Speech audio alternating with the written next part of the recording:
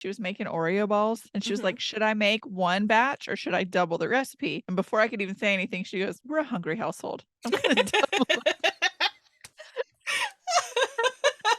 thought I was going to die. We are a hungry household. You're right. Welcome to the Incoherent Fangirl. Where this week we're coming at you with all of the cozy witchy vibes. I'm Mandy from around here. And I'm Karin Emphasis from on being Southern. It'll be explained. and I am Karin from Poppy Meadows. No accent, just that's Yeah, it. just vibes. Just vibes. Welcome back. In our timeline, it is September 7th, and in y'all's timeline, it is September 15th. I don't like it. I don't understand. Like, is time moving faster? Yeah. The 15th is the middle of the month. Mm-hmm. I don't like that. This is Mm-mm. rude. This I is really so need to rude. start Christmas shopping. I need I'm to do a lot of scared. things. I'm scared. Yikes.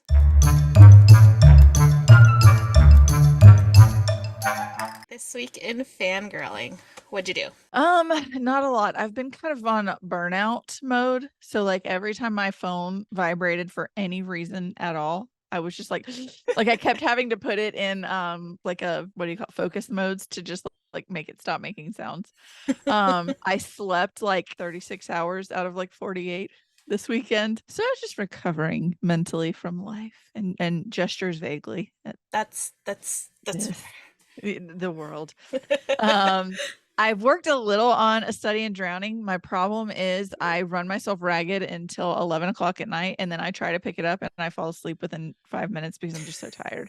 Not that the book isn't good. Just a recap, Effie Sayre is working on plans for High Manor because she is an architecture student who won this contest to redesign a home for her favorite author, the legendary Emrys Mirden. He's what I would consider our Tolkien. Like he's beloved and his estate is looking for someone to rebuild his house because it's like literally crumbling into the sea. There is a literature student there named Preston who is working to she finds out discredit Emrys in a way. He and his point is this dude's parents were illiterate. This dude like grew up on the coast of and like with fishermen. How could he write such like an epic tale? And she's like, don't be ableist, don't be a snob. Like she's like, he did write it, whatever. His son, Mirrodin's son, is very much Boo Radley vibes, but not in the good way. Like he just skeeves me out. And I don't, you ever seen, what's that movie? I think it was Adrian Brody, the one with the rats. I have no idea. There's a movie where this, the only thing I remember is in the trailer, an elevator opens and there's this dude standing there like, and 1,000 rats just crawl out and he's got them all like trained. Oh. That's the vibes this dude gives me, just like slimy, creepy. I picture him with like a middle part and his hair like flattened down on his head because it's so greasy. Like, oh, so he's giving me all the terrible vibes. I'll probably finish it this weekend. I finally have some chill time. I did finish, I don't think I said this last week that I finished The Moon and Her Son, but that was written by S. Marie, who's a local to me author. We were supposed to have like a paint and sip party with her this past weekend, but she had a death in the family and had to reschedule. Oh. But it's about two people, Grian and Shariko, who are from totally different worlds, but due to random circumstances, they meet and form this unlikely friendship. I can't talk about much of the plot because it's spoilers upon spoilers, but it was a cozy fantasy that still had adventure. So it wasn't as cozy as a Rival Most Vile or like Legends and Lattes. It had more adventure than that, but I wouldn't like, it wasn't like Akatar where it's just like constant, you know, high It's a stakes. middle ground. Right. I didn't like the ending, but it was a good ending. Okay. So there, and I won't say like names or anything because I don't want to cross the line, like the picket line, but there is a film that I love where in the end, someone dies and it's not what you wanted, but it's such a beautiful ending that it's like, this makes sense, even though I want another ending and I wish that it would have been this perfect, beautiful love story that it stands the test of time and everybody's happily ever after. But you're like, what an ending. Yeah. And the ending of this book is not death. don't like, that's not the parallel, but it's just not the ending that you want. But it's like, yeah, It's right for the okay, story, yeah, yeah, it's right for the story. It's but you good, don't like it. but it's like, and you don't not like it It's just either. like I didn't want that. I wanted Yeah, I something else. wanted different. I wanted something else, but you're like, you know what? All right. Okay. Hmm. I can be I happy get with that. this. Yeah, for sure. And then my besties at Libro FM, I have a couple of audio arcs that I listen to. One was just a short story. It's Galatea by Madeline Miller. I don't know if it's Madeline or Madeline. I I think it's, apologize. I'm not sure. It's I thought spelled it was like Madeline. Madeline. Yeah, I don't know. I We tried. apologize, friend Miller. So it's a short story that's a Pygmalion retelling. So it's about a woman who's literally made from stone. Her husband is a skilled sculptor, and he's blessed by a goddess who gives one of his sculptures life. And it's Okay. the sculpture of this beautiful woman. And he's like, she's going to be my wife. She's going to be the perfect wife because she's going to listen to everything I say. She's going to be so subservient to me. And I'm just going to have a plaything basically to do what I want to tell what I want it to do, and it's going to listen. They have a child together, and he quickly realizes that she is not all of the things that he expected her to be. So naturally, he has her locked away in basically an asylum. Now, this is like ancient Greek time, but he's like, she's under constant surveillance from doctors and nurses who poison her. They drug her daily with tea to where she's asleep until her husband comes in for her marital duties, and she has this Sorry, I daughter. just threw up a Right, little. right. It was hard. It was a hard, very quick but hard listen. But she has her daughter who's 10 years old. And one of the times that her husband visits, she's pretending kind of, and you can tell very early on that she's pretending to be the doll that he expects her to be. So she says, like, what are you working on? I just so want to come home. And he says he's working on a new sculpture for himself. And he says it's a 10-year-old. So she's got her daughter, and the idea of this 10-year-old, a statue that is literally a 10-year-old, also possibly being brought to life as well. And she's like, I cannot let my child and this potential child be with this man any longer. And so she's determined to get out and get them out. And it was beautiful. It was absolutely, it's the same as the Song of Achilles. I mean, what do you expect? She's fantastic. And then the last thing I did was another audio arc that I got was Round Here and Over Yonder, a front porch travel guide by two progressive hillbillies by Trey Crowder and Corey Ryan Forrester. So Trey Crowder, I have followed on TikTok for years, and I don't know if anybody else has. I think his handle is like the Southern Liberal or something like that. But Sounds familiar. you'd know him if you saw him. He talks like this, y'all, and he is so country, but he is so eloquent in the things that he says, and he could annihilate anyone about politics at all. And he always signs off with "love, y'all." And so when I saw he had a book and that it was on Libro, I was like, oh my gosh, this is amazing. I didn't realize he's as big as he is. Apparently, he and Corey Ryan have been traveling comedians, like traveling the world for years. Oh, wow. But they are both from the South. One of them is from Chickamauga, Georgia. So like, my state. So this book is a travel guide about Round Here, which is the American South, where I'm from this week because it's where I'm from all the time. Over Yonder is the rest of America. And I think it might include Canada and Mexico. And then yonder, they talk about their time in England and Scotland. And so they break it down by like city, and they'll say, what to eat and drink and where. So, and then they'll like shout out a restaurant or a comedy club, or you have to try, like they talk about upstate New York, and they're like, you have to get a garbage plate in Rochester, or, like, it makes me think of Sarah. Yes, exactly. And it's like they sound like home. Like they sound like, for me, they sound like home because it's like literally everyone I've ever known. Like just the Southern accent. They call themselves hillbillies, rednecks, white trash, all of the above. And it is just, for me, like I was laughing until I cried. At one point they talked about how people in the Midwest have a whole, you're supposed to be married by 24 and have 2.5 kids by 30 and settle in for the long haul. And he said, we do that in the South too. And at least one of them kids named Peyton. And I know 7,000 people named Peyton, or people with children named Peyton, or I gagged. I laughed so hard. Like I just couldn't. so many things that they said that have like left my brain now, obviously, but I should have written down because I was crying. Oh my God. So I forgot to write down the day that it's like available. I'm sure it's probably one day this month or next month because it was on the ALCs for Libro for this month. You have to check it out. It's around here and over yonder. It is so funny. And you get some good pointers. Like they talk about being in Scotland and watching fake football, as they called it, because it's not Oh my American God. football, it's soccer.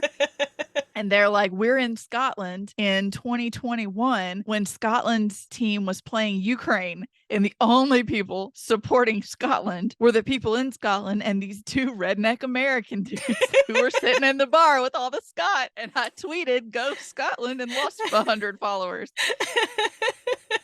And they do accents for everywhere they go. And they have like an ad lib section of like what to do when you're in New York City. It's just, I like 10 out of 10. Hilarious. And you have to do the audio. You have Yeah. to do don't read it, listen to it because oh my God, I was in stitches. I love it. Yeah, it was so much fun. But that's what I did this week. It was kind of a slow week for me because I was just trying to recover from burnout. Fair. What did you do this week? I read a few books and I wrote a little bit.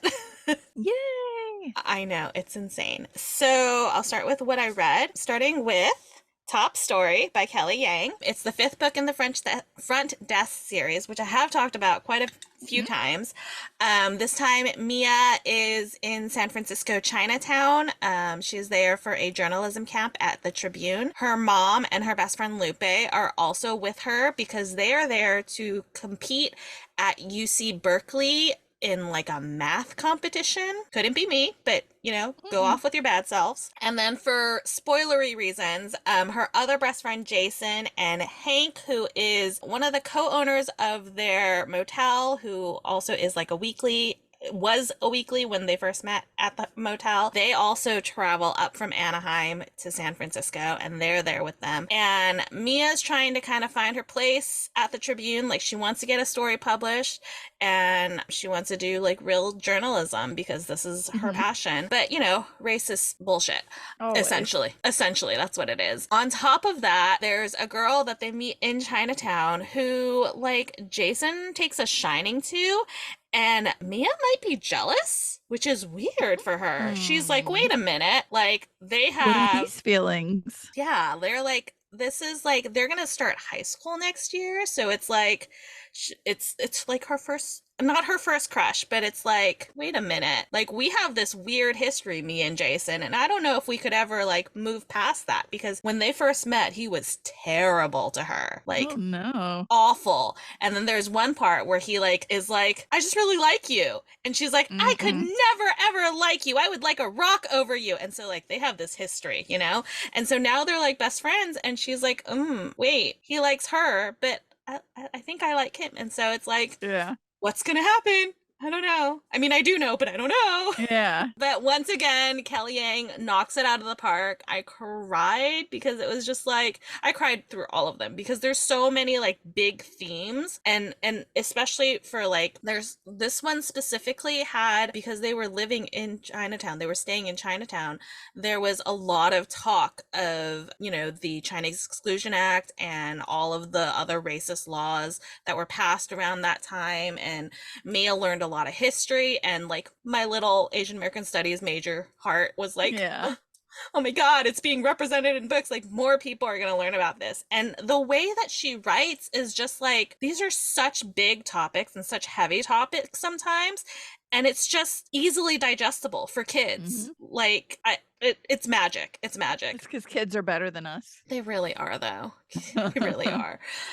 So yeah, as I've said before, highly recommend the Front Desk series. Mia Tang is like my hero. I adore her. She's the best protagonist. She always like finds a way to go for her dreams, and she lifts everybody up around her, and it's the best. So loved it. Yeah. That's out now. I read Storm Warning by Nellie Wilson. It's a novella that follows Violet and Julian. So, way back when I talked about Needs More Time by Nellie Wilson, where Mm-hmm. they were like at camp and she was like a burnt out teacher after the pandemic Mm-hmm.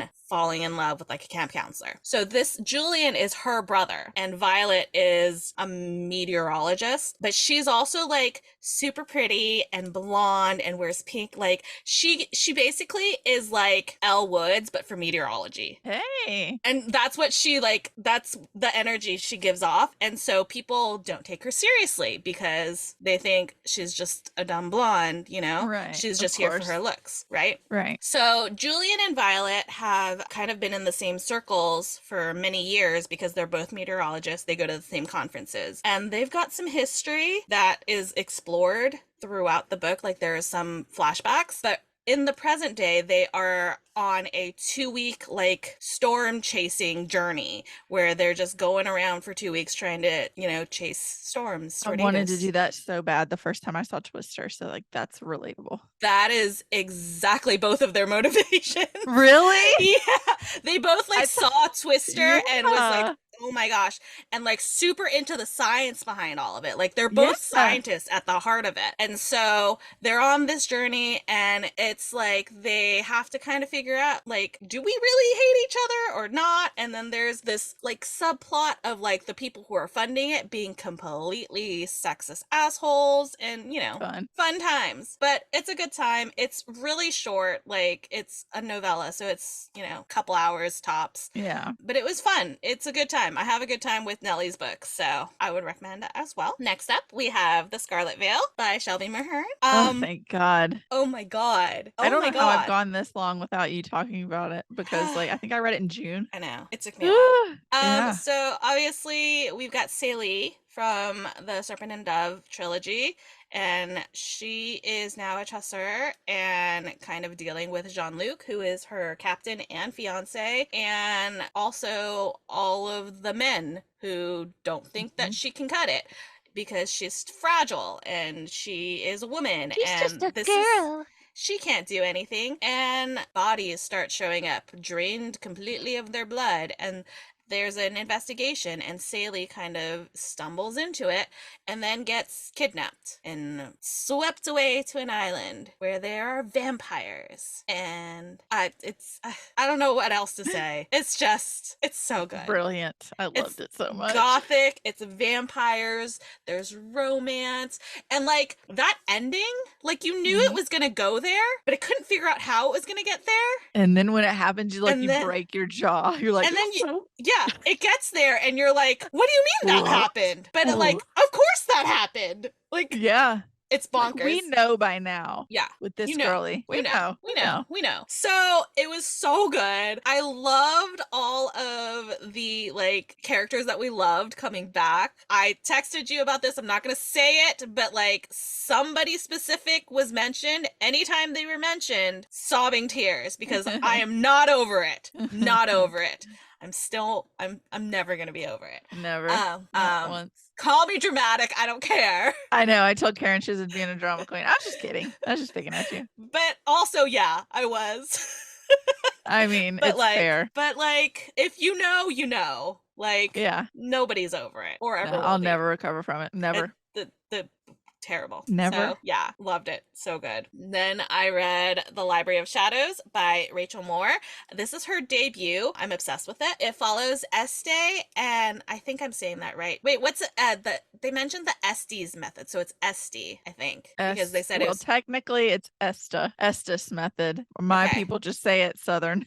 Estes, but it's technically Estes. So Este, maybe it's ESTE. I don't know if I pronounced it right. I love that you know the Estes method though. Only because of you. I'm gonna have to tell the husband that he's gonna only be because of you.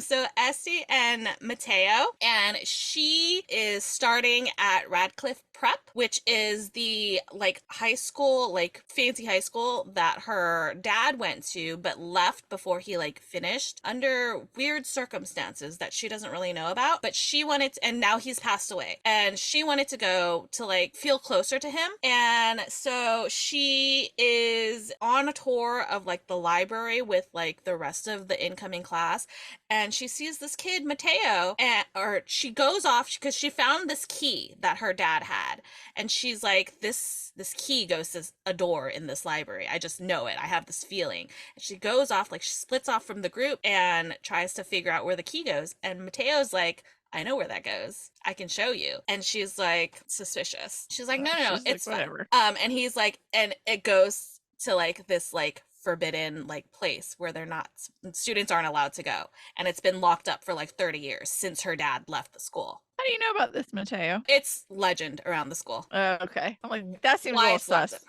Yeah, it's like legend around the school. And so she's finally like, fine, we'll go. And they go, and they go into this like forbidden place, and he's like, I need you to get me a book because reasons. I'm afraid to trust you, Mateo. Right. And she's like, you know what? He helped me out, got me in here. I'll get him this, and then I can look around and do all that. Well, they then hear clippity cloppy heels coming up, and it's the librarian being like, what the hell are you doing? You're not supposed to be in here. And Esty is like, turns and is like, goes to talk to Mateo, and he's gone. He's poof, vanished with the book. And this is like the rarest book in the entire school. And now she has been framed for losing it. And she's like, no, no, no, it wasn't me. It was this kid, Mateo. It wasn't me. And the librarian's like, if you Mateo can get it doesn't back. exist. She's like, if you can get it back before midterms, then I won't kick you out. And she's like, crap, I gotta figure this out. But she also has to now work at the library as part of like her punishment. Punishment. Which, okay, first of all, No, please. not a punishment. The horror. Please, no. And she's the same way. She's like, oh man, library, the horror. You're cruel. How terrible. So, anyways, things go on. She eventually finds Mateo and realizes, oh no, he's a ghost. I knew it. I knew Yes. it, Mateo. And then there's reasons that he needed the book, and now there are pages missing from the book, and now she has to help him find the pages for spoilery reasons. And there's, other ghosts, and there's a reason that the ghosts are there, and then there's these scary ghosts that are not ghosts. They're called fades, and like if they touch you, like you die. So stay away from them. And so, yeah. And so she's like trying to figure out where, and eventually they find there's a connection between the book and her dad. And so now she's going on, like, at first she was like, I'm just helping him so that I get the book back so that I don't get kicked out of school. But now I'm helping him because this makes me feel closer to my dad.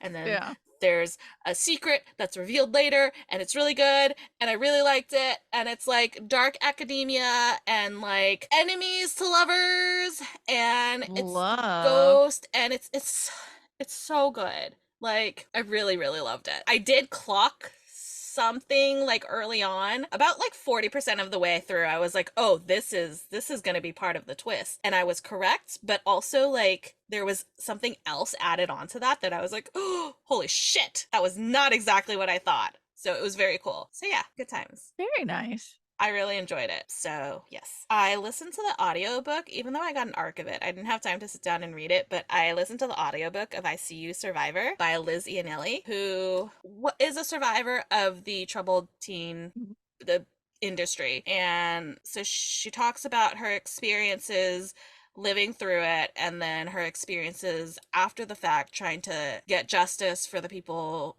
who also lived through it, trying to get kids out who are still in it, that kind of thing. And it's hard to listen to because it's just so much terrible things happen to these kids. And I feel like it's like a call to action, which, I mean, makes sense. It should be. Like, the fact that these things are still happening is mind-boggling. Yeah, like Paris Hilton was in one. Like, this isn't things that happened in the 1930s. Like, no, this is it's recent. Still happening. And like she just talks so like freely about everything that she experienced, and also like things that she doesn't remember but like had told back to her that had happened because she just had to block it out in order to survive. And at one point I think she was like, starvation was a method of survival in like where she was, which is That's insane. wild. Yeah, Like, that's actually insane. bonkers. So it's very powerful. She very much wants, like, because she was never believed when it was happening, and those other kids were not believed when they were telling their parents when they were trying to get away and all of this.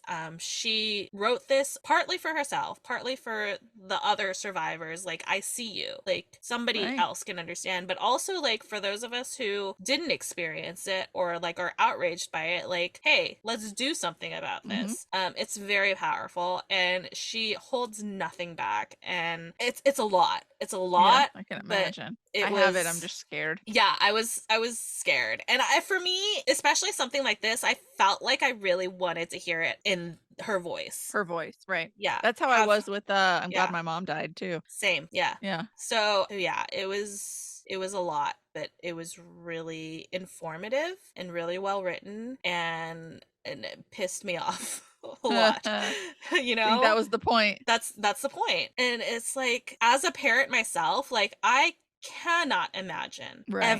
ever putting my child through that. No. And the fact that she today has any kind of relationship with her parents is like, this Right. chick is strong. Right. And she didn't, she shouldn't have to be, but she is. And, like, Right. Yeah. power to 'Cause her. that wasn't her fault. Yeah, so it was rough, but it was good. Recommend it, but go in knowing that there's a lot of triggers. Yeah. A lot, obviously, for obvious Right. reasons. On the complete opposite side of that, I read The Unfortunate Side Effects of Yay! Heartbreak and Magic by Brienne Randall. Freaking What good, was right? it's so good. It's so, Sadie is so frustrating though, because she's so stubborn. She's so frustrating, but for me, she was so relatable because I am that way. I will help anyone who asks me for help. I'm gonna help you as much as I Right, can. I will go anywhere. I'll do anything. You want me to ask somebody else to help me? right. I would rather die. Yeah, for I would sure. rather die. Yeah. But oh my god. So we have Sadie, who is not, oh, they don't use the term witch, but she has magic. Right. And her whole family has magic. And they live in Poppy Meadows. And every person in her family who has magic also has a curse. And her curse is that she will experience 4 heartbreaks. They're gonna get worse as they go on. So the first one's like heartbreaking, and then the second one is worse, and then so on and so forth. Mm, She, and then after the 4th heartbreak, which will break her, she will lose her magic. And that's her curse. And magic is like everything to her. yeah. She wants to do good with it. And she does. She does so many good things with her magic around her town. And this book is like Gilmore Girls X Practical Magic is how it's been pitched. And the vibes are there. Mhm. Like, Poppy Meadows is That's Stars Hollow. Stars Hollow. It's Stars Did you Hollow. see the Mrs. Kim character who came in and was like, I want to say she like came to work. She opened the cafe late or she did something. She was late on something and the woman was like, "This is not how you run your business. I just need to tell you. Thank you for the herbs." And like walks out. I was Yes, like, "Mrs. yeah. Kim." Yeah, I think it was Sadie, like, because Sadie makes things for other businesses, sells it to them, Yeah, and and then she they was sell it, and late. she was like late on a delivery or something. And yes. I was like, Oh my that is gosh. Mrs. Kim all day long. I And want then to the rewatch mayor, Gilmore Girls now. the mayor was the mayor. What's his Yeah. name from Gilmore Girls? You know what I mean. Was it Taylor? Taylor, yes, It it was was like so a him. whole Taylor. Yeah, but it was so good. It was so much fun. But so at this point, Sadie is like, she lives with her grandma, who is like her everything, and she has Mhm. raised her. And at this point that we meet her, she has already gone through 2 of her heartbreaks. One being her first love, Jake, and one being her brother, Seth, who both have left. Just They didn't die. left. They just They just left up and left town and left her and broke her behind. heart. And for reasons that are explained later and are spoilery, they both end up coming back. And she has to like figure out, like, am I gonna let people in? Or Right. am Why do I I trust you again? Are Yeah. you gonna leave again? And it's like, and there's a big, like, something is revealed that involves her and her twin brother Seth, and it's like a major plot point for like most of the second part of the book, and Mhm. it's stressful. Oh yeah. But also at the same time, I was like, "Girl, I know what you have to do. Yeah. You know what you have to do. You know." But she was You like gotta do it. trying to find every way around it. But like, I clocked it immediately. I was like, Yep. girl," and I yelled at her so much. I'm like, "Just do it, just do it." And then the other thing, which I texted you about, I was also correct. Yep. Saw that coming, and I was Yep. like, And it makes you so rage because you're like, Oh my God. how dare you? And we don't want to say what that is because spoilers, but once you But read yeah, The Unfortunate Side Effects of Heartbreak and Magic, you'll know. I'm offended. Yes. I'm so mad about it. I also I'm mad about it, but I also understand that it was done in fear, but it doesn't excuse it. No, Yeah. I don't care. Do Yeah. it scared. Like, you got to keep going. Made And you me don't get to like angry. ruin other people's lives. Angry. So that was my week.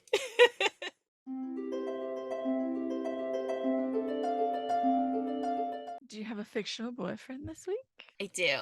My fictional boyfriend this week is Mateo from the Library of Shadows. This boy, who is a ghost, is very much like the definition of looks like he could kill you, but is actually a cinnamon roll. Yeah, it's a cinnamon roll. Sweet, sweet Mateo. Like, because when he's introduced, he's kind of like cocky and assholey and you're like, oh no, you got her in trouble. How dare you? And then the book goes on and it's just like, he's like, Just there's a one good boy. there's one part where she's like worried about she's like, what if the fades come? And he's like, I'll be there. And she's like, well, what if you're not there? I'll be there. Don't worry, I'll be there. And I'm just like, it's just gonna be there for you, okay? Yeah. So Mateo, how about you? My fictional boyfriend this week is Ben Barnes because he's on TikTok now. I haven't really been paying that much of attention to TikTok. Like, I'll post to it, but I haven't really been scrolling on TikTok lately. I opened that app today and there is Ben Barnes. I was like, what? The algorithm's gonna algorithm. It knew. It was the first video. I was like, this algorithm knows me. That For You page was really for youing today. So welcome to TikTok, Benjamin. We love you. It's Ben Barnes. I love it. Ben Barnes. Good times.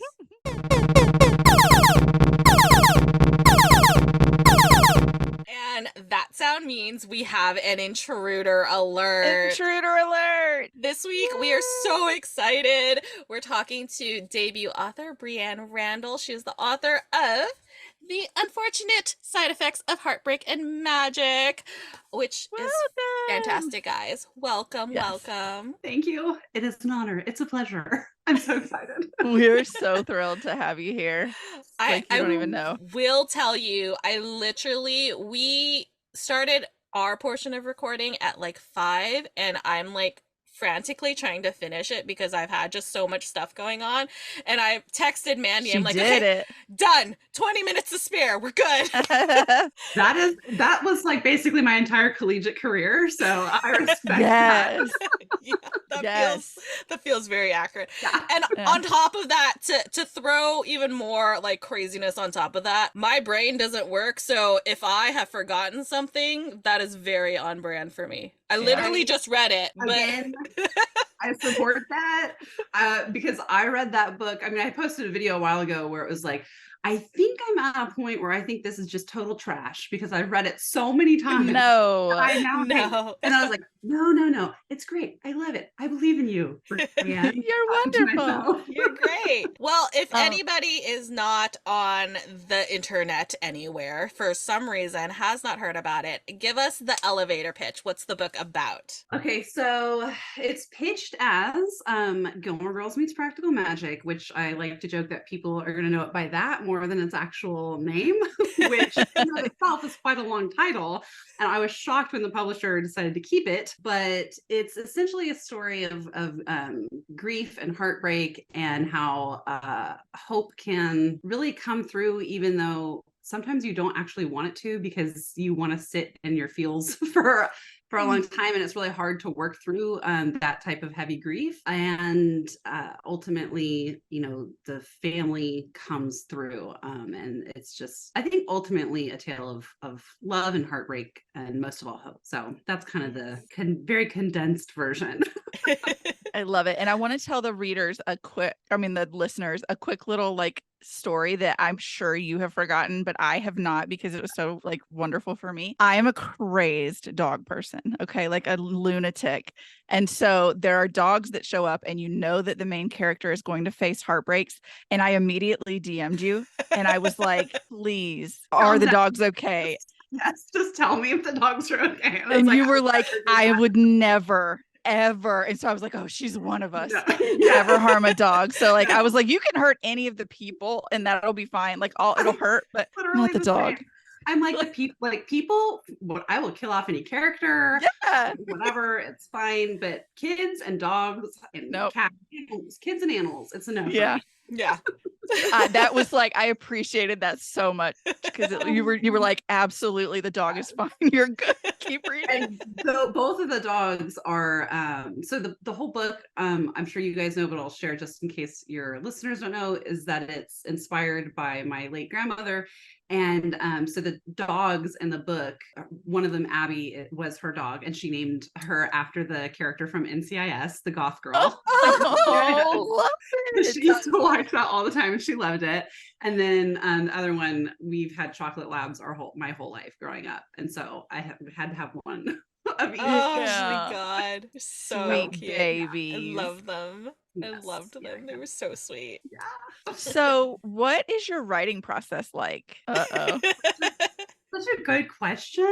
I would love to have a concrete answer for that, but I don't really have one. I have two kids, a 10-year-old and a 3-year-old, both girls. I homeschool the older one. Wow. And so my writing process can look really scattered sometimes. Yeah. But when I have a chunk of time, essentially I write the book in its almost final form. I'm not like okay, I got to write the first draft and then I got to fix it and write the second draft. I hate doing that. I can't. I'm with you because I'm the same way. I know. And I was just talking to a friend about this who's like, oh yeah, I don't even write dialogue tags.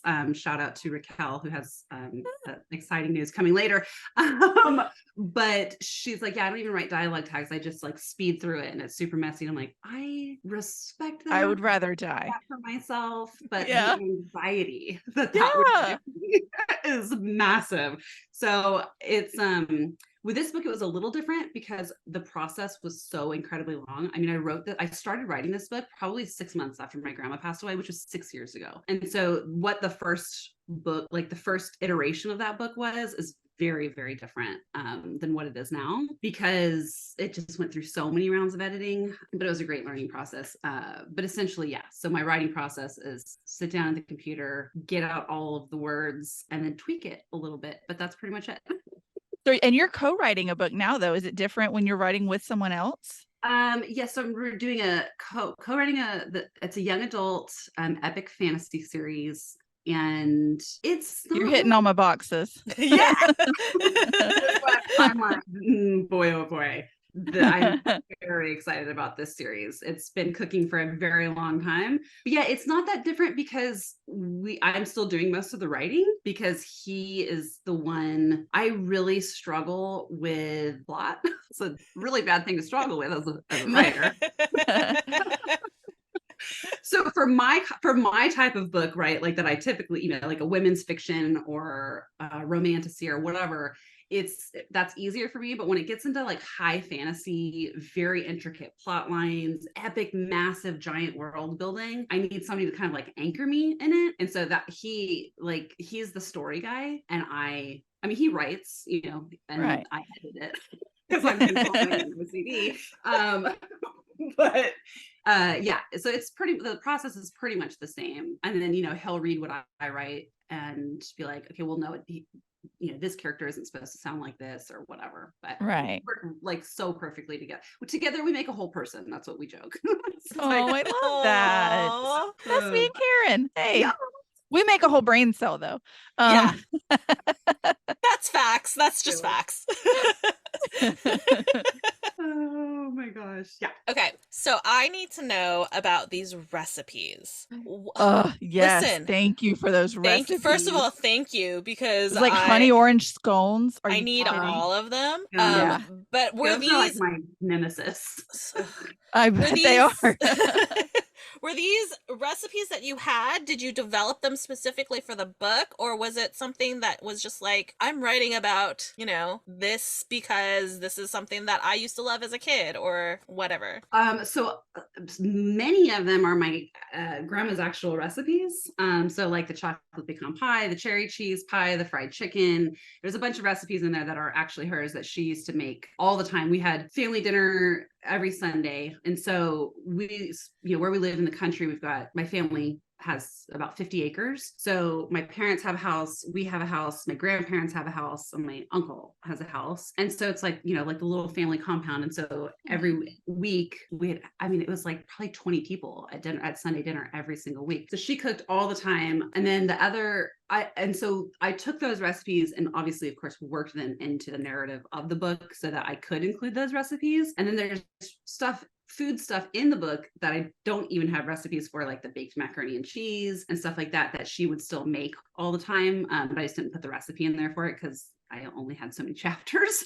Right. And then some of them were developed for the book based on the symbolism of, you know, what that food was that had to work in with a story, because there was just a lot of research with, you know, like herb meaning and symbolism and all kinds of stuff like that. So yeah. Was that That's stuff really that cool. you like had a foot in before, or was it all like you did all of the research for the book? No, I did all the research. I mean, I've always been very into all of that. I have been obsessed my whole life with cooking and baking. My dream growing up was to go to Le Cordon Bleu in Paris, because that's just like, I love cooking, but baking is my main, like it's my happy place. So that's always been kind of my thing. And then in alignment with that, also symbolism has always been extremely important to me. I always want to know the meaning behind everything. I mean, from the etymology of words to, you know, going on a hike and finding the symbolism of every freaking flower that I see on the wall. Because I just love, I love, for me personally, I'm somebody who likes to ascribe meaning to things, because it brings me joy, first of all, but I like to believe that everything is interconnected and kind of works together. So when it comes to herbs, or, you know, even essential oils or medicinal properties of whatever, all that stuff, I think it all works together to form this kind of cohesive reflection of the beauty of the world around us. So that's always been my passion, kind of, I guess you could say. I love it. So you married it really well. and you resonate with Sadie. I was going to ask like what character you resonate with the most, but it sounds like you've answered my question. Yes, yeah, for sure. Resonate with Sadie. She's far more, she's definitely different than me. Like, you know, I don't hold on to grudges. I'm like the least grudge holding. You could walk all over me and I'd be like, it's fine, it's okay. Don't worry about it. But yeah, definitely some similarities with like the baking and stuff like that. I had to write that in there for sure. I related to her so much because like I am also the person who like, I will help you. I will do anything to help you. I would rather die than ask for help myself. Like I have to prove that I can do everything. I don't need anybody. I don't want to bother anybody. So reading about somebody like that, it was like, oh, I get you. And Karin was like, I was frustrated with her the whole time, telling her she needs to do it. And I was like, she's so stubborn. It's like, I was like, Sadie, you know what you have to do. You know, just do it. Just do the thing. Yes, that's hilarious. That's so funny. Like that's such a personality thing for sure. I mean, I call it oldest daughter syndrome because like that. Oh, sorry, go ahead. What? I said I call it oldest daughter syndrome because that's what I am, but it could be like the twin that stayed too. Yes. Like yeah, I stayed here to clean everything up. I was here when you weren't. So I identified with her so much. I was like, oh, I love that so much that you guys had such like viscerally different reactions. Yeah. And she didn't like dislike her. I don't want it to be like she was like I was just like, I was just like, Sadie, what are you doing, girl? Why? So it's so funny because I stopped reading reviews like a couple months ago, but when I was reading them, some of the reviews were like, she's so annoying because she won't just do what she needs, like what needs to be done and blah, blah, blah. And I'm like, yes. That's how humans are. That's the point. It wouldn't be a story. Yes.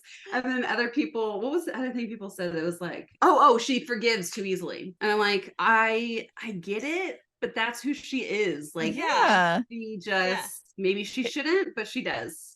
If she was perfect, also, there wouldn't be a story about her. Like, but also, you gotta have growth. She didn't really forgive that easily. I mean, she was mad at especially Seth her brother, Jake for a while. So like, y'all are wrong, okay? Get with the program, okay? Did you read the book? Oh my gosh. So I know that you've posted a lot about how you got before a ton of rejections on this book before someone finally saw what they had in front of them. How did you stay positive during so much of that? Because that has to be hard. I was just talking to my dad about this the other day because I was chatting with somebody who's at the same publisher as me, and they were saying they had kind of a similar experience. So we were kind of comparing our experiences of rejection and how we approach that. And some people take it personally, because I understand that it can be difficult to separate the intrinsic value of who you are from a rejection. Right. But I think the more that you're in the publishing industry, you recognize how insanely subjective it is, or objective. That's objective, not subjective. Okay, yeah, I knew we knew what you were going for. Yeah. If you hadn't corrected it, I would have stayed on that. I would have you. been like, yeah. Wait a second, that's not right. Words are hard, okay? Are hard. Oh my god. But yeah, because there's so many different factors at play. And this is, I guess, kind of in answering your question, how I stay positive was reminding myself that there's so many factors at play. I mean, you're talking when you send the query versus when the agent reads the query. I mean, it could be the first thing they read in the morning and they're like, yeah, I love this. Or it could be the same agent reading it 6 hours later after they're dog tired and have read 100 other queries and they're like, whatever. That's a good point. Yeah. So there's that's something I wouldn't have thought there's of. just so many different aspects at play, like timing and oh my gosh, so much.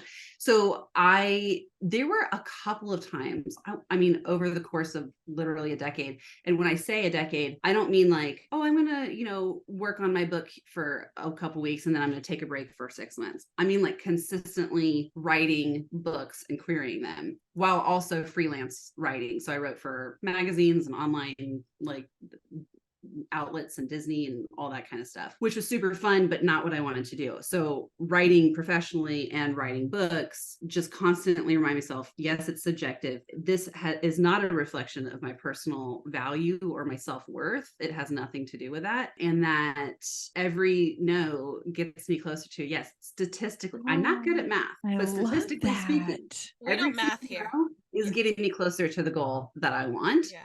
And so I refused. I was like, I'm going to keep going. I don't care if I get 1,000 rejections, because ultimately, if I do not give up, statistically speaking, that yes is coming. Yeah. I love that. Sure. And I would never have thought of that because math. Oh, we know math here. I know words and people, they put letters in math and that's just trying to trick everybody. That's a trap.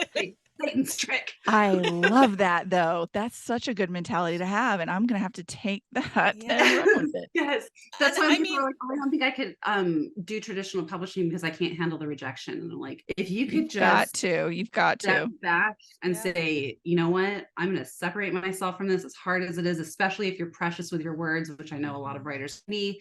And just say, this is not a reflection of me or my personality or anything like that. It's just, this is a no for now from this person.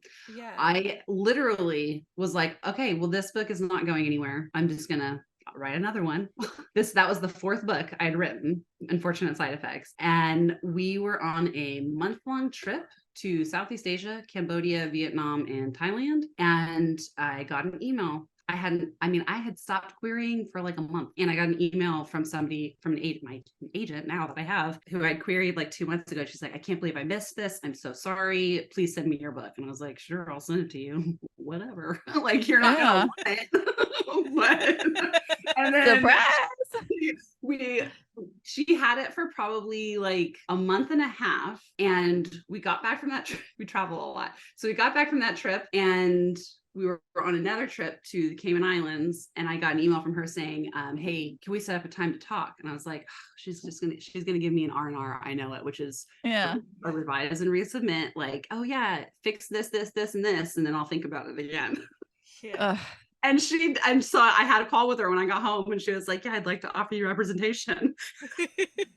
And I was like, you're like, what? That's not the R I was thinking. Like, I could like tear up just thinking about it, because I had just gotten so many rejections. And I was so convinced that she was just going to offer me an R&R that I was literally at the mall. I knew I had the call with her. And I was like, yeah, I'll go out to the mall and I'll just like step outside or whatever and like have a call with her for a few minutes. And so I'm like sitting on the floor in the mall. And she was like, yeah, I'd like to offer you representation. I started hysterically bawling, you guys, Yeah. on the floor, to the point where a man walking by was like, and I was Good like, human, though. yes, I am. Wonderful. Oh So my yeah, God. that That's was amazing. fun. Oh my gosh. That I is love so that. cool, though. Yeah, it was Man, that's journey. such a good roller story. coaster. And honestly, like at the end of the day, all it takes is one yes, Yeah. and you did it. You got it. That's what I'm saying. Here we are. Yeah, crazy. Talking about it. I know, right? It's like Yeah. 12 days or something. Again, math, not good at it. Math. It's not. I did have to say that I tragically read it in July, so I'm gonna have to do a reread for the fall. I'm a Yeah. summer person, like I am ride for summer forever, but this book needs to be read It's in so autumn. cozy. So I'm It's, gonna have to reread. Yeah. Yes. I was reading it. I'm like, this. I'm glad I waited. Yeah. Because I had gotten it a while back. And I was Mhm. like, no, I'm reading it. I'm like, no, this needed to be read now. Not yet. Yeah.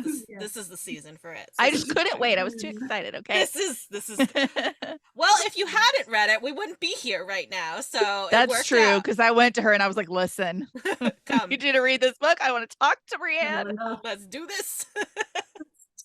So I'm gonna like just flip everything around for a minute and ask you a question that we ask all of the authors that we have on the podcast. Yes. And this is the moment that all media you've ever consumed leaves your brain and it just goes away. Your brain stops working. We have a segment called Fictional Boyfriend of the Week, and we just like gush about.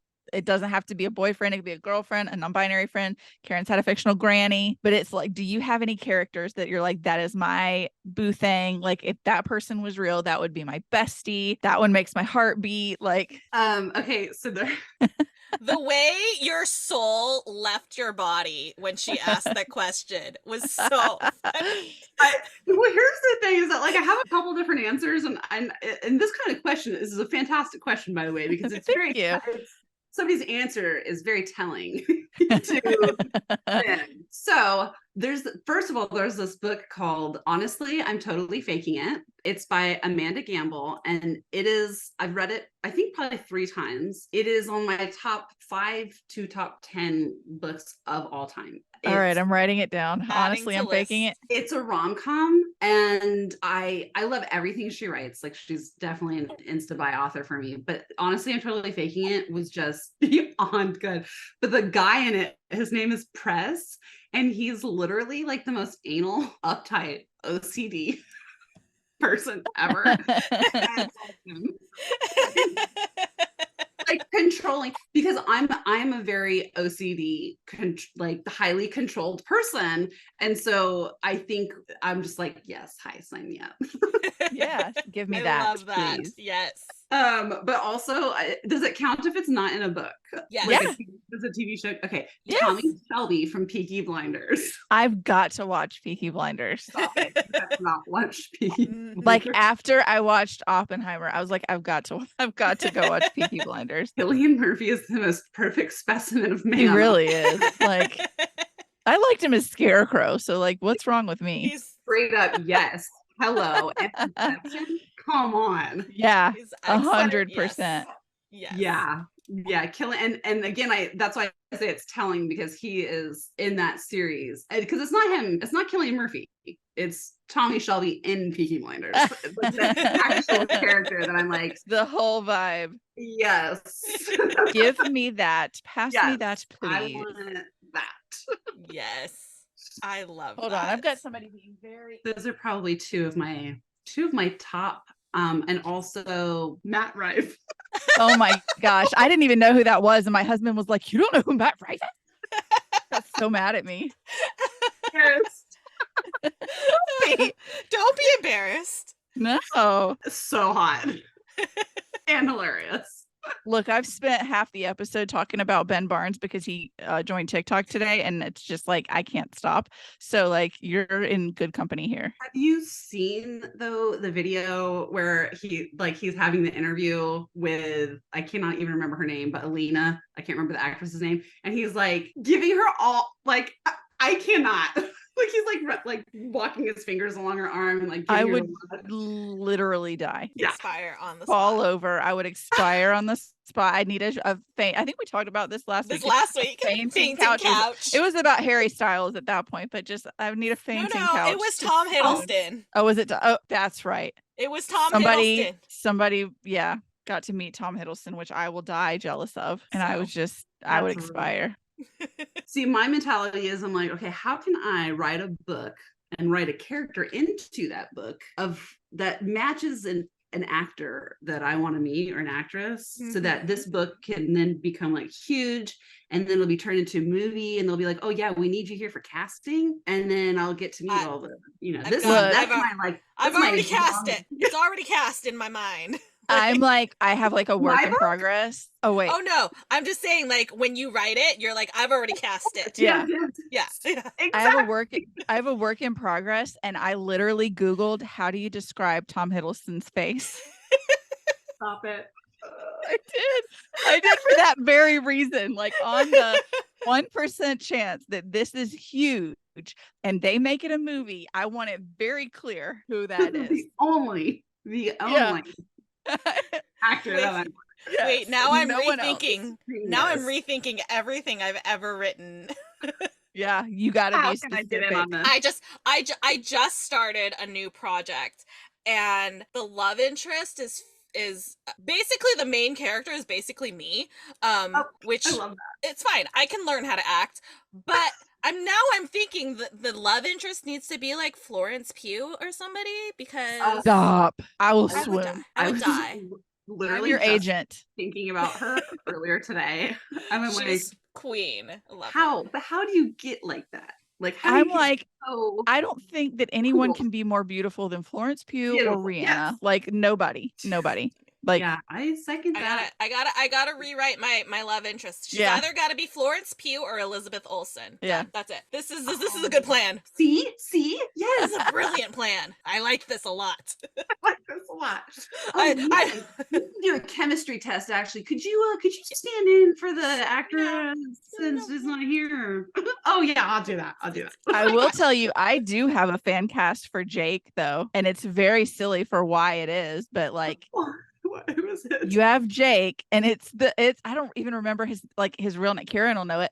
Jake from Sweet Home Alabama. Oh my I've never God. watched that movie. Why would I Karen. know? You say you've never watched it? No. Karen, Okay, you have homework. Okay, Mandy, I you're could sitting quote here. that movie for you. Okay, you need to understand. Mandy is sitting here knowing full well that I did not watch Beauty and the Beast until I was in college. And she's all of she I'm a should know. flutter. She should Josh know better. Lucas. Is it Josh Lucas? Is that his name? That sounds familiar. Yeah. She's Googling I don't know it why now. he gave me Just Josh Googling. Lucas vibes. Yeah, it is. I It's could Josh totally- Lucas. I could totally see that. I could totally He see gave me that. those. So I did have a little bit of a fan cast. Ah, And then yeah. Raquel was, oh gosh, she's from The Good Place and Oh. She-Hulk. It's Jamila Jamil. Yeah. Who's Jamila Jamil? She was what's her name? Titania in She-Hulk, and she's in The Good Place. I can't remember what her name was in The Good Place. Oh my God, She's what is her name in The Good so Place? beautiful. She's gorgeous. Oh wow! But isn't Raquel? What's she's up? she's beautiful. Right? So that's who I pictured for Raquel. Yeah. Dang. I like that. She is smoking. She is smoking hot. Seth looked like, I can't really give you photo. For me, Seth was this guy I went to high school with. He was just like For me, here again is where the like fan casting comes in because I want to meet them is, oh my gosh, now I'm not gonna be able to remember his name, but he was the guy in Upload. Did you watch that show on Amazon Prime? Oh, ah. I don't know his name, but He was the face. my I can favorite see the movie face. he's in is The Duff. I Okay, did see hold the on. face, but I can't. I don't know. I don't remember the name. I'm Googling again. Robbie Amell. Yes. Oh, Okay. yes. Yeah. Yes, that's right. That's the Arrow's little brother. I like very I think they're will not lie, cousins. I like effeminate looking Are they? men. think they're Because cousins, yeah. it's just a thing for me. You so know, like I feel it. what? I feel that. Yeah. I feel Yes. that. Yeah. There's I just mean, Harry something- Styles, Timothy Chalamet. Oh, yes. That man's Faye. So, are there any secrets that you can reveal about what you're working on? Anything that you've got coming up? Anything fun like that? We love secrets here. Okay, let me think about what I can say. Hold on. With unfortunate side effects in particular, there's no like huge secrets there. We do have the audiobook coming out. I think hopefully in October. I got to choose the narrator for it, and I don't think I'm allowed to say her name yet. But she is very big on TikTok. And she's Cool. super awesome. And then once the strike is over in yonder Hollywood, I will have some exciting news to share, but can't do anything yet because there's nothing going back and forth. Right. Because I had a long conversation with the film agent, and basically we were like, no, hands off until everything is kosher, Right. just because I want everything to be above board. Right. But Absolutely. For sure. good news coming there eventually. And then this next book I'm working on is not a sequel. It'll be probably another standalone. Also can't really share a lot there, but I can tell you that there will be a recipe at the end of each chapter. Yes. It does have like some serious Sanderson sister vibes. I would not say hocus pocus vibes just because it's not campy in that way, but definitely the sister kind of triangle there. And there is a much larger romance at play in this book that I'm working on, which I'm really excited about, because when I went into writing Unfortunate Side Effects, romance, like as you can obviously tell, it's a subplot. It's not the main thing. But in this next book, I wanted to amp it up. I love that. And it's inspired by the Greek fates. And Sold. I took 3 years of Greek in college. I've been to Greece twice for about a month each time.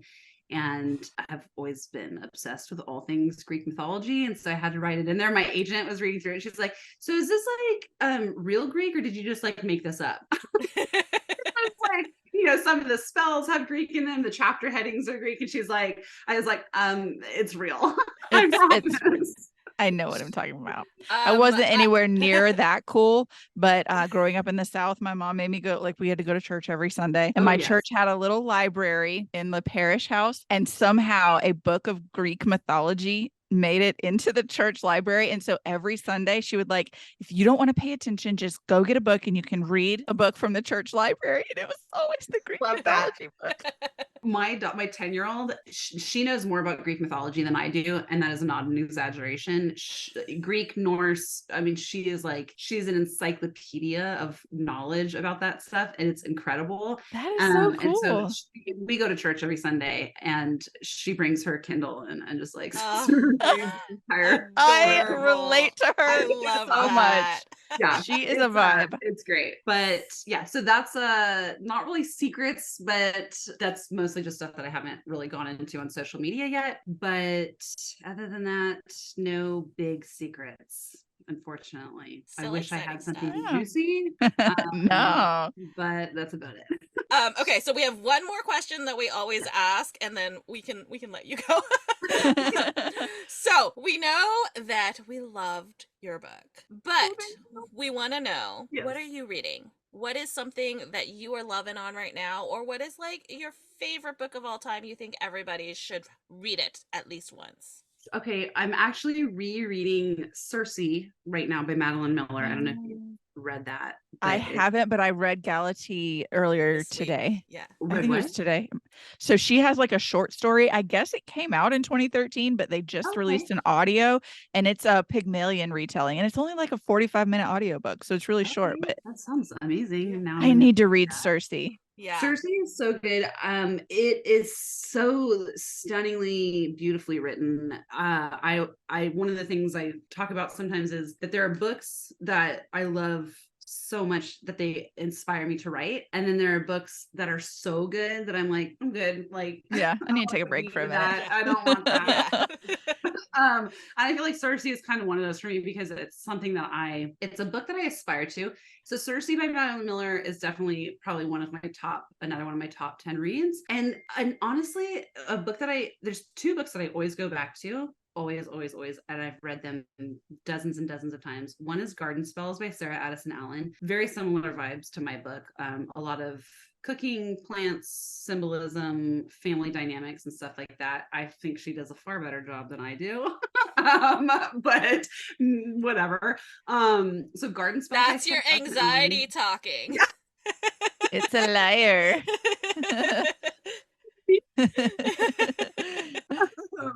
And then there's this book called The Lost Art of Keeping Secrets, which I feel like nobody knows about because it was written probably 12 to 15 years ago, maybe more. It's an English book. So they sold American rights for it. So, you can buy it here, but it's set in the 50s and it's about two girls who are best friends and just kind of like them navigating through post-war England. And it sounds super boring, but it's like the cutest, easiest, like fun read that really reminds you of like that spirit and strength and bond of friendship. So Lost Art of Keeping Secrets, Circe, Garden Spells, probably 3 of my top favorites. Okay. But and The Night Circus, which leads me. Did you guys read The Night Circus? No, I need to. It keeps staring at me from my shelf. It's literally it's like on the list, and it just never. Up here. I don't know. It's up here somewhere. There's just so many books. I love anything to do with like circuses. I want to run away with the circus. We were in, I don't even remember where it was, some foreign country, and we were out by the pool, and I ended up talking to this lady, and she hands me this pamphlet, and she's like, "Oh, well, yeah, we own a circus," and I was like, "What? Oh, She's like, yeah, it's kind of like a summer camp circus where we set it up so that like kids can come and and adults or people can come and just like have a circus experience for the summer, and then when that's over, then we go traveling and like do a traveling circus." And I was like, "Okay, well, mom and dad," like I was like 17 at the time. I was like, "Yeah, well, love you, mom and dad. See you guys later." See you guys later. Bye. Yeah, see ya. But yeah, so I love like The Night Circus is okay, wait, did you read Caraval? Yes. Yes. Okay. So very, very similar vibes, but adult. Okay, I've got to read it. It just so Caraval is one of like Stephanie Garber. I mean, hello. I love to hate her because of what she does to us. Yes.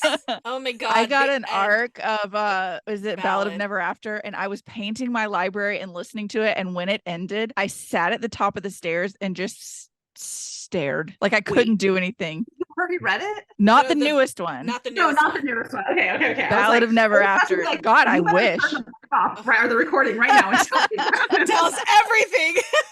I wish I could. My God, I wish. Yeah. The dream. She is, and she's like so nice. She's the reason I'm doing an in-person signing at Barnes and Noble, because she's like, "Are you doing a signing event anywhere?" And I was like, "No." Yeah. Anxiety, remember? Yeah. Like, you really should do it. You really need to, like, at least just do one, just so it can be part of your experience and blah blah blah. And so she like hooked me up with the events manager at our local Barnes and Noble, because she lives near me. And I was like, "Okay, I guess we're doing this." Yeah, that's so cool. I always next book, I'm Anytime. gonna have to demand some East Coast time. Oh, I have a Just saying. whole plan for that. Good. For my next book. It will be an actual like book tour. I just honestly, there's like with this one, I've had some bookstores reach out to me, even local ones, and be like, "Can we?" And I'm like, "No." Yeah, I'm not ready for it yet. I'm scared. And then for book 2, I'll do like a whole book tour across the United States. I'm happy to do that. I just don't feel like I'm in a position with like homeschooling and other stuff to be able to do that. Like, yeah, for sure. That's fair. But speaking of book 2, yes, this is the part of the interview where Mandy is going to laugh in my face, and I'm going to pretend I feel bad. I'm not. But I don't. But we're sorry to inform you that now that you have been on the podcast, you are legally obligated to come back for every other book release. Only if I get to share some. I don't know what it will be yet, but I want to be able to share some kind of exclusive news. Hey. on Oh the my podcast. God. I love that idea. Then Yes. I will come back. We're Okay. in. Not sure You what drive that a hard bargain. You I drive a hard know the bargain. horror, how terrible. We have to do this thing. That is This so is cool. awful. No, please. Yeah, I would be honored. I would love to. Oh, That would be hopefully it'll be like sooner rather than later because fun. Yes, I would love to come back. Oh my gosh, this has been so much fun. My face hurts. I know my I cheeks know. hurt from smiling. Everything hurts. This is so much fun. We have Got my kept you cheek workout in for the day. exactly. You Yes, absolutely. Gotta keep it looking good. Yes.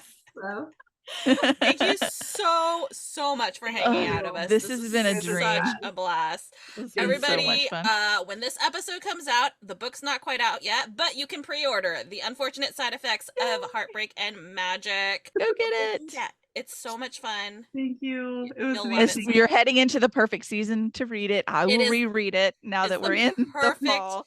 Perfect cozy. I'm not in the season fall. for It's it. 100 degrees here, but I we'll know, get there. It's like 85 here. It's Yeah, we're currently dying, melting in Yeah. my chair, but it's fine. I'll give it another month. Thank you for It's supposedly. But yeah. thank you so much Thank for hanging out Thank with us. This was a you. blast. This has been blast. amazing. I had a blast. It was everything I wanted and more. Good. so We're so glad. happy. We'll talk to you soon. We'll talk to you on the next one. Hopefully soon. All right, bye. Bye. Bye. Oh my God, I love her. I know we say it all the time, but I really feel like she was my soul sister. Yes. Like she understood me on like such an insane It's level, and like- I love her. Honestly, it was like she was describing us. Mhm. She wasn't talking about herself. She's talking Right. about us. Like, Right. it's so Oh my gosh. so much fun. Brienne Randall, everything I hoped she would be and more. She was so much Amazing. fun. So much fun. That was so much fun. I loved it. I did too. But now my face Yay. hurts. It hurts so much. So much smiling. So Oh. much laughing. I think I got a good ab workout with the Yep. laughing. Like, Mhm. this is how I get a six pack. Is just laughing. Yep. We just need to have her come on every day. We need to have like a daily. Her For an and hour. Hannah Nickelmare. Yeah. Yeah. And just We'll have a just- lunchtime, or no, I guess it would have to be dinner time for everybody's because me and Hannah are over here. You're over there. Yeah, we can make it work. We just have to figure it out and just have We our can make it hour of cardio every day. of just laughing. So much fun. Yay. Is it time for we have announcements? we have a really cool announcement. We do have a really cool announcement, and I feel like if you're an author, you should probably listen up because Yeah. this is the second time this has happened, and I'm not saying that it's like we did it, but I'm also not saying that. We might be lucky. We might just be lucky. We're But dang good manifestors. if you recall, a couple weeks back, we had Hannah Nickelmare on the podcast to talk about Assistance in the Villain, and Hannah is now a New York Times bestseller. Not just a New York Times bestseller, a #1 New York Times bestseller, #1 on the USA Today Yeah. bestselling list, and #8 on the indie bestselling list. Oh, watch her keep going. She'll climb that. She's Don't worry. killing it. She's killing it. Congratulations, girly. Oh my God, we love you. We're so excited for you. Yeah. And we can't wait for book 2. Our inboxes are suspiciously empty. Uh-huh. And authors, listen up. This has happened twice. Yeah. We only have a couple of open spots left this season. Spoiler alert for the listeners, but I would jump into our DMs. I'm just saying. If you It wanna hit couldn't hurt. I mean, it's if I had a nickel for every time that this happened, I'd have 2 nickels, which is It's not cool a it lot. happened twice. Yeah. But it's cool it happened twice. Yeah. It's literally the sound. Yeah. So I mean, just saying, if you want to try it out, we're all for it. Our DMs are open and our schedule is closing pretty quickly. Mm-hmm. So good But luck. congratulations to our girl. We love you. Yes, ma'am. Hannah Nicole Mayer. And I mean, the other announcement we were going to make was that Ben Barnes is on TikTok, but Mandy already took care of that. So... I know. Karin was like, "Do we need to announce that?" I was like, "I'm way ahead of you. mean, It's already written down." We do need to announce it, but like apparently across multiple segments. It's fine. Yes, Ben Barnes is on TikTok. Everybody, I love that man. How that man got so fine. I don't know. Luck, Luck. God, blessed by the gods. Yes, he was. Do you want to do a spiel Oh my god, it's spiel time. Look already? at that. All right. Well, friends, if you enjoyed this episode, please like, follow, and subscribe wherever you are listening to us. Please also follow us on social media. We're at The Incoherent Fangirl on all the things. You can also visit our website, theincoherentfangirl.com, where you can also stream all of our episodes as well as read our blog, which has so many book reviews. All of the things. So many. So many. You can also subscribe to our Patreon, theincoherentfangirl.com/Patreon, to get early access or video episodes. We're working on some exclusive deals for our merch, which you Yep. can purchase at theincoherentfangirl.com/shop. We Do have not learned. put www before Apparently, that. if you put www before that, it It doesn't work. upsets everything. Everything Which is- crashes and everything goes wrong. It's insane. It's Yeah, insane. that's so weird. I thought that www was just standard. Yeah. Well, when we were kids, if you didn't put it, the website Back didn't work. in the day. Back in the old days. So go do some shopping because there's some cute stuff. You could get the Barnes trifecta I mean, maybe Ben Barnes In is gonna see it honor- on TikTok. in honor of Ben Barnes joining TikTok. You should Woo. probably get something with the Barnes trifecta on it. I'm just saying. If you have any questions, comments, concerns, suggestions, design ideas, or you just want to tell us, we're pretty. We love that. Yeah. Send us an email at theincoherentfangirl@gmail.com. We love hearing from y'all. And one final way to support the podcast is to rate and review on whatever platform you are listening to us on. We would love to read your reviews. Give us your words, please. We're big readers, so Yeah, that'd we be love to great. read reviews. And she is at Mandy Perv on all the things. And she's at Ms. Made in China on all the things. And once you followed us on social media and you followed the podcast on social media, you can head over and visit our internet besties who are the best. Stop on over at herecomesthenerd.com, who has a brand new website design. Yes, It's she does. freaking gorgeous. Do like Go a whole check that out. scavenger hunt on her It was website. so cute. I loved every second of it. It looks beautiful. Herecomesthenerd.com. Use code FANGIRL to get 20% off your first order. Then, once you've got all your arts and pins and goodies, head over to onceuponabookclub.com. You're going to need some book boxes. They also have like assortments of things left over from boxes. And we have 2 coupon codes for you. Now, they do not stack, but you can just pick one and we don't care. We love you either way. So either use code Mandy10 or Karin10 for 10% off, but just make sure you spell Karin right. It's with an I. There's no E in Karin. And then after all that, you're going to need something cozy to enjoy all of your new goodies with. You're going to head over to entrancingelixirs.com.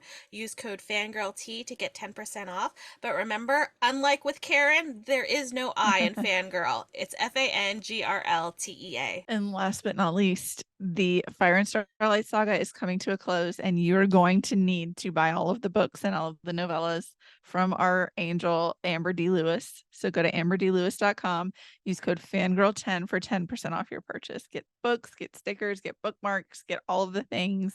It's one of my favorite series. It's amazing, and you're not going to want to miss out on it. No, you're not. And once you finish supporting us and all of our besties, I guess you could go support the show husband if you feel like it. I heard the lie this past week. This last week's episode was when he told the world that the woman who tells him, "Have a good day, I love you, don't forget your lunch," actually says, "Bye, stupid," when he leaves in the morning, which is just not true. But slander. Slanderous. But we can support him anyway. So you're going to want to support both Searchers and the Paranormal Mind. So you can go to Searchers Believe and find any of the above. But you can also search for the Paranormal Mind podcast wherever you get your podcast after you listen to ours, of course. And then you can go shopping at searchersbelieve.com, get some cool merch. I'm actually going to be spending some time this weekend designing some new merch for Searchers. So yeah, use code FANGIRL10 for 10% off. We're looking at bringing the hoodies back, which were like a majorly popular thing. It is spooky season in full effect. Now is the time. Time. So enjoy. And remember, Searchers Believe. Remember, friends, we will lie for you. If somebody is policing your spending, just let them know. You won a contest. You want a giveaway. Congratulations. Your friends at from us. It's from us. We're awesome. We sent you goodies. So Yep. just send them our way. We You're got your back. welcome. You don't have to say thank you. It's fine. Just if they need us to if they need to ask, then we'll answer. It's fine. Exactly. We've got you. We got Good you. job on that giveaway. It was very good of you. Speaking of giveaways, keep an eye out. Yeah. Just On saying. all of our social media. For no reason at all. None whatsoever. Nothing's happening. And that was the Incoherent Fangirl. Fangirl. Thanks for listening. Thank you. We love you. We love you. Bye. Bye. We are sponsored by our friends at Here Comes the Nerd. Pins, stickers, magnets, and more. Here Comes the Nerd has happy art for all fandom-loving hearts. New customers can use coupon code FANGIRL during checkout for 20% off their first order at HereComesTheNerd.com. Coupon applies to ready-to-ship items only.